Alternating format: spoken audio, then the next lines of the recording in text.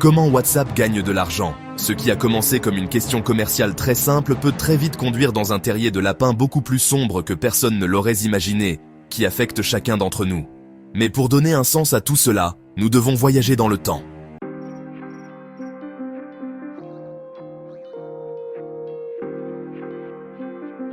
Nous sommes en 2009, l'iPhone est sorti il y a quelques années et le monde se familiarise avec ce nouveau concept d'application pour smartphone.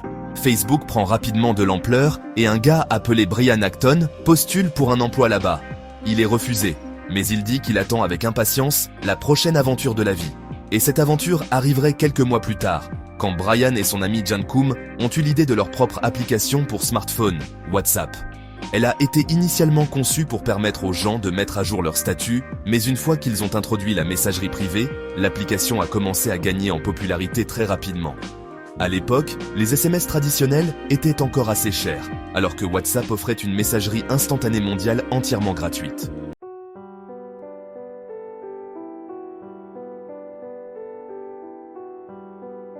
Maintenant, les applications gratuites rapportent normalement de l'argent de 3 façons: de faire de la publicité, via des achats intégrés ou de vendre vos données. Mais les fondateurs de WhatsApp détestèrent les publicités et ont quitté leurs anciens emplois chez Yahoo en raison de désaccords sur l'utilisation intensive de la publicité. Ils ont même publié un article sur le blog officiel de WhatsApp expliquant pourquoi ils détestaient les publicités. Ce n'était donc pas une option. Mais ils ne voulaient pas non plus commencer à facturer les utilisateurs pour utiliser les fonctionnalités de l'application. La raison pour laquelle ils ont commencé cela au départ était simplement parce qu'ils voulaient créer un excellent produit que les gens voulaient utiliser. Essayer d'améliorer le produit était vraiment la priorité. Et l'option 3 était également un non-démarreur total. Les deux fondateurs de WhatsApp étaient des militants de la vie privée. Donc, pendant un certain temps, ils se sont débrouillés sans aucun revenu. Ils utilisaient simplement le financement initial qu'ils avaient reçu de certains amis riches de Yahoo et réduisaient les coûts au minimum absolu pour économiser de l'argent.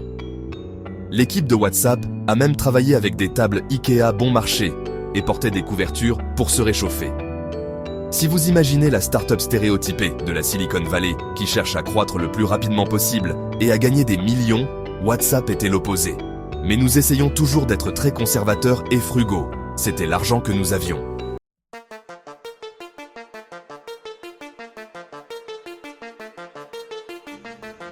Mais inévitablement, à mesure que de plus en plus de personnes téléchargeaient l'application et que de nouvelles fonctionnalités étaient introduites, comme les messages photos, WhatsApp avait besoin de revenus pour investir dans des serveurs et embaucher une équipe plus importante. WhatsApp a donc introduit des frais d'$1 dans certains pays. Vous deviez payer cela d'avance pour acheter l'application, tandis que dans d'autres pays, vous obteniez l'application gratuitement pendant 1 an, puis deviez payer $1 par an pour la conserver. Ce qui est intéressant à ce sujet, c'est que les frais d'$1 n'étaient pas vraiment appliqués si souvent. Si quelqu'un ne payait pas le renouvellement d'$1 à la fin de chaque année, WhatsApp les laissait normalement simplement garder l'application gratuitement de toute façon. C'était presque comme si les frais étaient plus un don volontaire. Aussi fou que cela puisse paraître, cela a plutôt bien fonctionné. Cela signifiait qu'ils n'ont pas aliéné leurs utilisateurs et que suffisamment de personnes ont payé les frais d'$1. WhatsApp a pu continuer à fonctionner sans problème pendant un bon moment. Après tout, $1 par an pour une application aussi pratique en valait la peine pour beaucoup de gens, si cela signifiait qu'ils n'avaient pas à faire tout cela.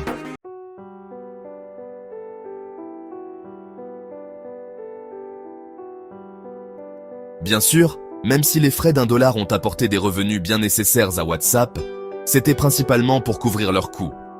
Ils n'étaient pas très rentables avec des frais aussi bas, mais étrangement, cela n'avait pas d'importance. Les entreprises de technologie existent dans un domaine très étrange, où vous pouvez valoir d'énormes sommes d'argent, même si vous n'êtes pas rentable et n'avez pas de plan clair pour gagner de l'argent. Si vous avez beaucoup d'utilisateurs, les investisseurs voient tout le potentiel. Les investisseurs ont commencé à venir vers nous et ils disent que vous vous en sortez très bien. Nous voulons nous associer à vous. Nous voulons vous donner de l'argent. Et nous disons que nous n'en avons pas vraiment besoin, ce qui les incite à investir encore plus maintenant. La raison pour laquelle les fondateurs de WhatsApp étaient réticents à accepter de nouveaux investisseurs au début était qu'ils craignaient que les investisseurs ne veuillent pousser une monétisation plus lourde et compromettre la qualité de l'application.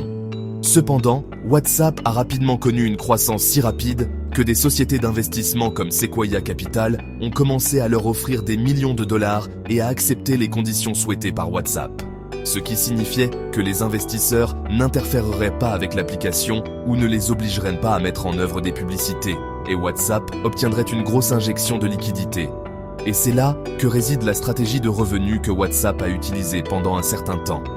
Obtenir des investissements, disait-il, plutôt que d'essayer d'obtenir plus d'argent parmi nos utilisateurs. Investissons simplement pour rendre notre application la meilleure possible, ce qui attirera plus d'utilisateurs, ce qui attirera ensuite plus d'investisseurs, et le cycle se répétera. Sérieusement, c'était leur plan, et cela a bien fonctionné pour tout le monde.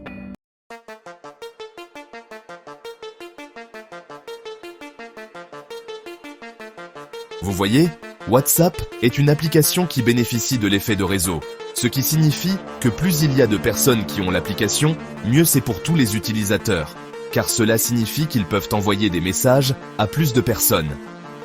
Ainsi, en ne faisant pas d'argent et en ne la bombardant pas de publicité ou de nombreuses fonctionnalités payantes, WhatsApp pourrait croître beaucoup plus rapidement, car les gens parleraient de l'application à tous leurs amis et à leur famille, ce qui ferait augmenter le nombre d'utilisateurs et attirerait ainsi plus d'investisseurs, donnant à WhatsApp encore plus d'argent pour améliorer encore l'expérience utilisateur. Bien sûr, il y a un gros problème avec cette stratégie. On ne peut pas compter éternellement sur les investisseurs. À un moment donné, ils voudront voir que l'entreprise a réellement un modèle économique rentable, à moins bien sûr que vous ne vendiez simplement l'application pour des gains énormes.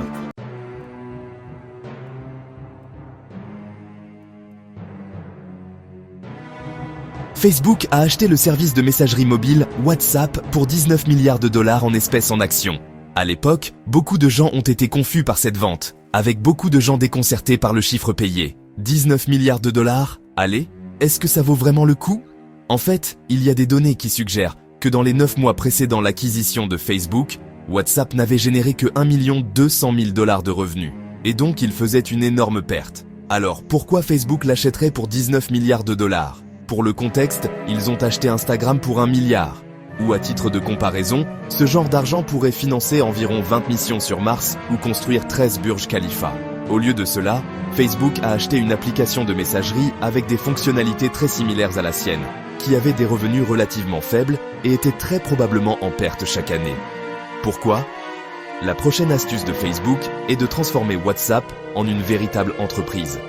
Le service de messagerie ne fait pratiquement pas d'argent maintenant. Mais Mark Zuckerberg a des plans pour changer cela. Ensuite, il y a la valeur stratégique de ce que nous pouvons faire ensemble. Et je pense en fait juste que par lui-même, cela vaut plus de 19 milliards de dollars.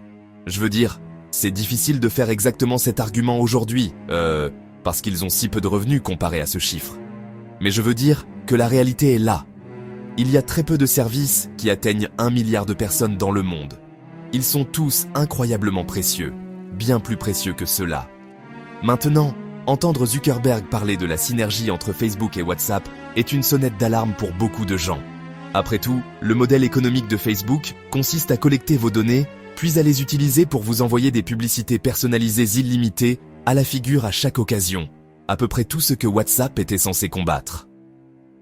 De plus, Facebook a un bilan terrible en matière de confidentialité, comme le scandale Cambridge Analytica, où des millions d'utilisateurs Facebook ont vu leurs données prises et utilisées contre eux sans leur consentement. Non seulement cela, mais dans un message privé divulgué des tout premiers jours de Facebook, Zuckerberg aurait dit à un ami que s'ils avaient besoin d'informations sur quelqu'un à Harvard, il suffit de demander car il a plus de 4000 emails, photos et adresses.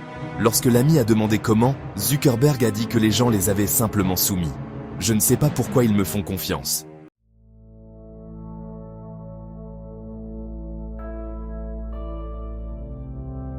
Depuis lors, Facebook a connu de nombreux autres scandales impliquant la confidentialité, la sécurité et les données qui se terminent toujours de la même manière.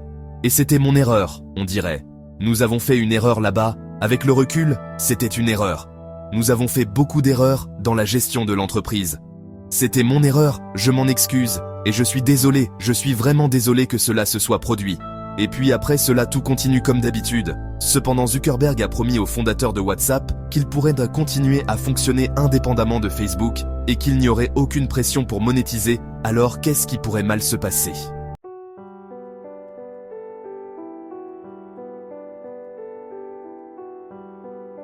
Sur un article de blog, en 2016, WhatsApp a annoncé qu'il ne facturerait au plus de frais d'abonnement, ce qui signifie que les frais d'$1 qui n'étaient de toute façon pas correctement appliqués seraient supprimés, ce qui à première vue semble génial. Peut-être que Facebook se soucie vraiment juste de connecter le monde, et ils sont heureux de faire une énorme perte sur WhatsApp et de ne pas le monétiser du tout. Mais si nous sortons du pays des rêves et revenons à la réalité, la vérité devient beaucoup plus claire sur les raisons pour lesquelles Facebook a vraiment acheté WhatsApp et comment il le monétise. Tout d'abord, Facebook achetait les utilisateurs et leurs données, comme le souligne une source Facebook, et dans le secteur de la surveillance. Et en fait, peut-être la plus grande entreprise de surveillance de l'histoire de l'humanité. Plus Facebook a de données sur les utilisateurs, plus il devient puissant, et WhatsApp a fourni des données comportementales, des listes de contacts et d'innombrables autres informations personnelles. Certains ont soutenu que WhatsApp était le chaînon manquant pour Facebook, car l'accès aux numéros de téléphone relie désormais les mondes hors ligne et en ligne des utilisateurs de Facebook. De plus, WhatsApp compte désormais plus d'1 milliard d'utilisateurs et a encore beaucoup de possibilités de croissance. En fait, il ouvre la voie dans les pays en développement où le service de messagerie de Facebook n'est pas aussi populaire. C'est probablement la raison pour laquelle Facebook a supprimé les frais d'$1 pour les utilisateurs de WhatsApp, car attirer de nouveaux utilisateurs dans l'écosystème Facebook est beaucoup plus rentable pour eux que de facturer $1 chacun. Vos données valent beaucoup plus pour eux qu'$1 par an. Car plus ils ont de points de données sur vous, plus ils peuvent les combiner avec des données provenant d'autres sources et créer un profil encore plus clair de qui vous êtes. Exactement ce qui facilite grandement la vente de vos produits. En supprimant les frais, cela supprime tous les obstacles à l'utilisation de l'application et facilite ainsi son expansion et, à terme, l'utilisation de leurs services par le monde entier qui deviennent tous connectés.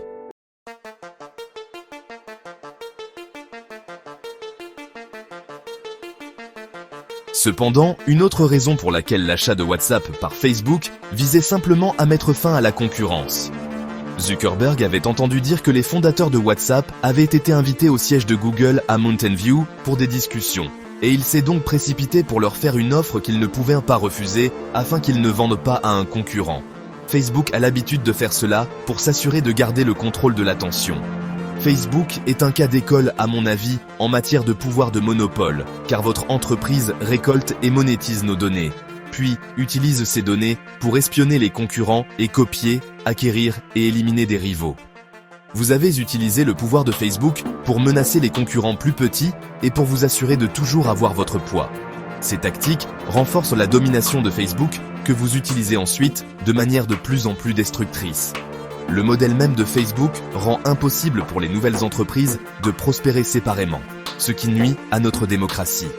Ainsi, même si nous ne pouvons pas voir publiquement les données de revenus de WhatsApp, il semble évident que WhatsApp ne fait pas de profit en ce moment. En fait, il n'en a peut-être jamais fait, mais comme il appartient maintenant à Facebook, ils ne sont pas pressés de monétiser directement. Ce qui compte pour eux, c'est de posséder les utilisateurs et les données, car, comme l'a fait valoir une source, cela signifie que les tentacules de Facebook sont plus proches d'atteindre des milliards de personnes. Et avec un marché de cette taille, Facebook est sûr de trouver un moyen de tirer profit à terme. Mais attendez une minute. Vous vous demandez peut-être si vous ne vous emballez pas un peu ici. Zuckerberg a spécifiquement déclaré que WhatsApp resterait indépendant et ne partagerait pas d'informations avec Facebook. Donc, il n'y a pas de quoi s'inquiéter, n'est-ce pas ?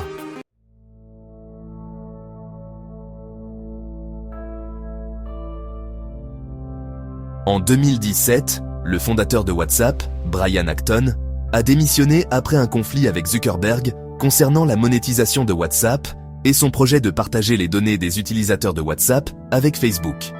En partant, il a perdu environ 850 millions de dollars en options d'achat d'actions non acquises, mais il est clair qu'il ne pouvait pas participer à ce qui se passait une seconde de plus. Un an plus tard, Brian a commencé à exprimer davantage ses inquiétudes concernant Facebook. Il a même tweeté qu'il était temps de supprimer Facebook. Il a ensuite investi 50 millions de dollars de son propre argent dans le lancement de Signal, une application de messagerie rivale avec des fonctionnalités très similaires à WhatsApp, mais c'était une fondation à but non lucratif et elle privilégiait la sécurité et la confidentialité.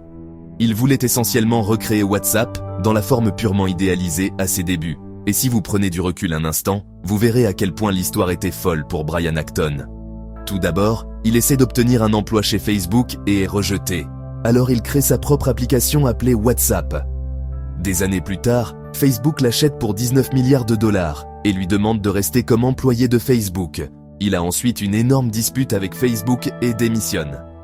Finalement, il utilise une partie de l'argent de la vente de WhatsApp pour lancer une toute nouvelle application rivale pour concurrencer Facebook et WhatsApp. Je suis le David qui s'oppose au Goliath que j'ai créé. Je veux créer un produit agréable qui protège la vie privée des gens.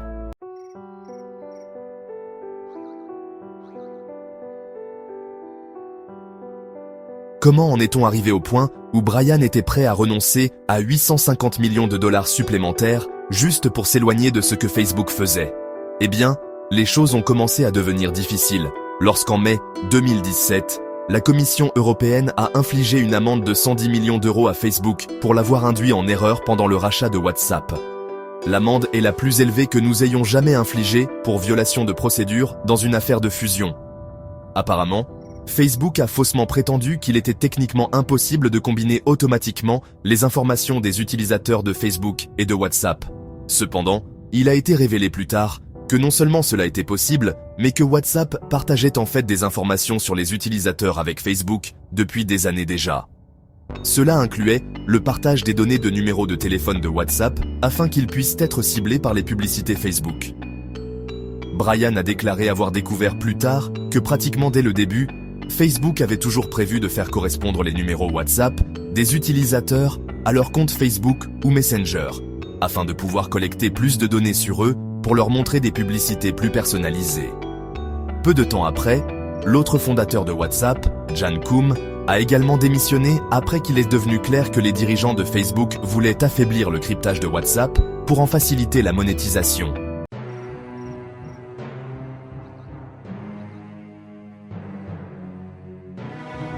Mais le plus troublant est peut-être que certaines personnes pensent que le cryptage de WhatsApp n'est déjà pas aussi sécurisé qu'on le prétend.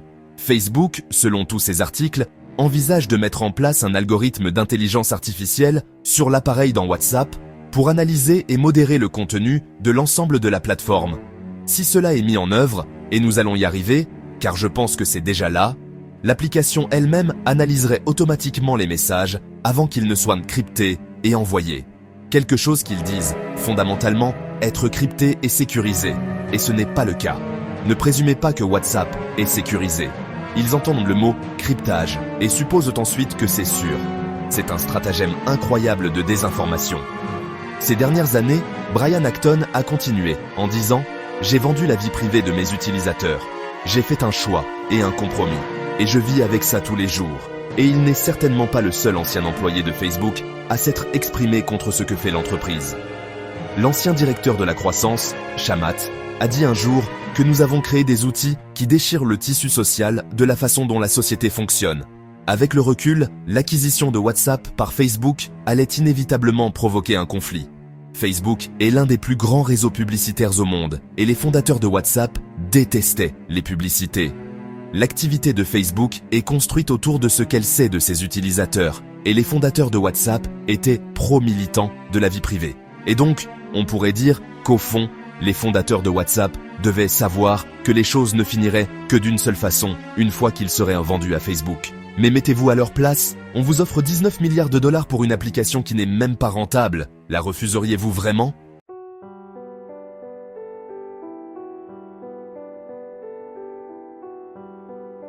Revenons à la question initiale. Comment WhatsApp gagne-t-il de l'argent ?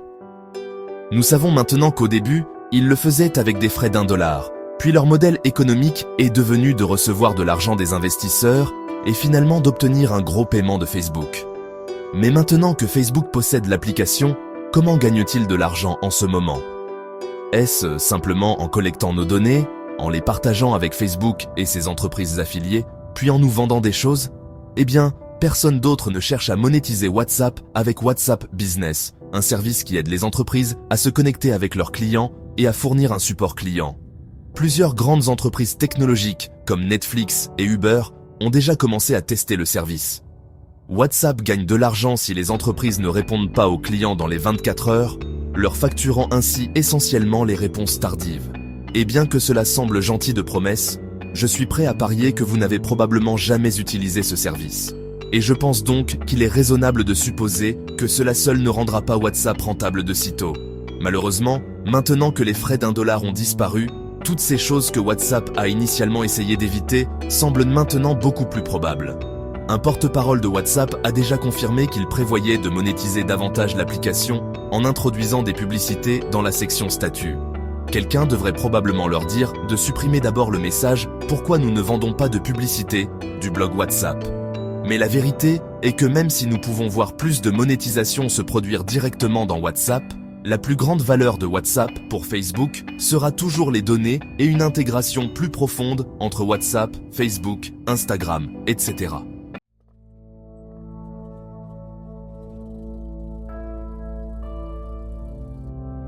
Au début de 2021, les inquiétudes à ce sujet ont causé à WhatsApp de nombreux titres négatifs, essentiellement en raison des nouvelles exigences de divulgation d'Apple. WhatsApp a dû informer les utilisateurs des points de données qui peuvent être partagés avec les entreprises et les tiers qu'ils utilisent pour WhatsApp. Cela incluait des éléments tels que le numéro de téléphone, les photos de profil, le nom, le statut, l'activité de connexion, la liste de contacts, les achats, les informations financières, les informations sur votre téléphone, l'adresse IP de votre opérateur mobile, l'adresse, l'emplacement, etc. WhatsApp avait initialement forcé les utilisateurs à accepter cela avant le 8 février 2021, où on leur a dit qu'ils ne pourraient plus jamais utiliser l'application. Mais lorsqu'ils ont reçu des plaintes, ils ont reporté cela au 15 mai 2021. En réalité, ils n'ont rien changé. Ils ont juste reporté la date à laquelle vous deviez accepter pour essayer de laisser le contre-coup s'apaiser. Ce qui est sans doute pire, c'est que cette mise à jour n'était même pas un changement de leur politique de confidentialité. Apparemment, c'était juste une clarification de ce que WhatsApp faisait déjà depuis des années, mais en raison de nouvelles règles, ils ont dû l'annoncer publiquement, maintenant. Ce qui peut vous laisser vous demander, s'il y a vraiment tous ces problèmes de confidentialité, alors pourquoi les gens font-ils encore confiance à WhatsApp? Lorsque cette question a été posée sur Reddit, la réponse était simple. Ils ne font pas confiance à WhatsApp, mais la plupart des gens ne se soucient pas tant que ça de la confidentialité. Un article populaire a même énuméré des raisons spécifiques pour ne pas utiliser WhatsApp, principalement liées au partage de données avec Facebook. Mais encore une fois, l'effet réseau est en jeu ici. Il est difficile pour les autres applications de rivaliser pleinement, car même si vous vouliez passer à quelque chose comme Signal, cela ne sert à rien, à moins que tous vos amis et votre famille ne l'utilisent. En résumé, au moment où WhatsApp a été acquis par Facebook, pratiquement tout le monde l'utilisait pour tout, même pour le travail. C'est tellement ancré dans la vie des gens que vous devez essentiellement choisir entre préserver votre vie privée ou rester en contact avec les gens qui vous entourent.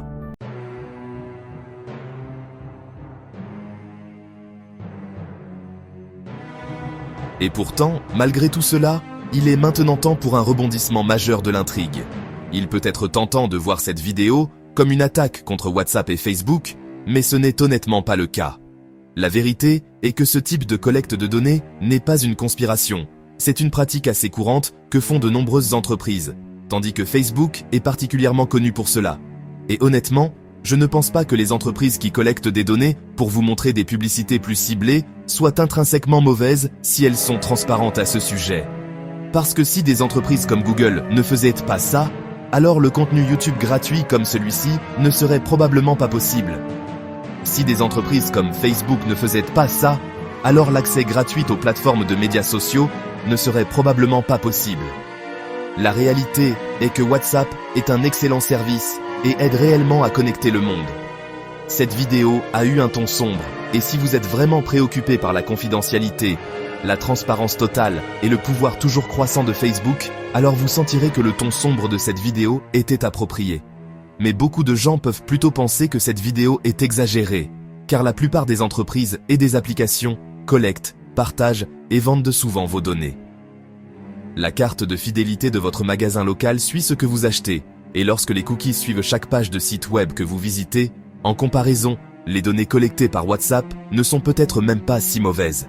Ce qui est vraiment intéressant ici, c'est que la plupart d'entre nous, moi y compris, avons décidé que nous sommes prêts à donner tellement d'informations sur nous-mêmes en échange de quelque chose de gratuit.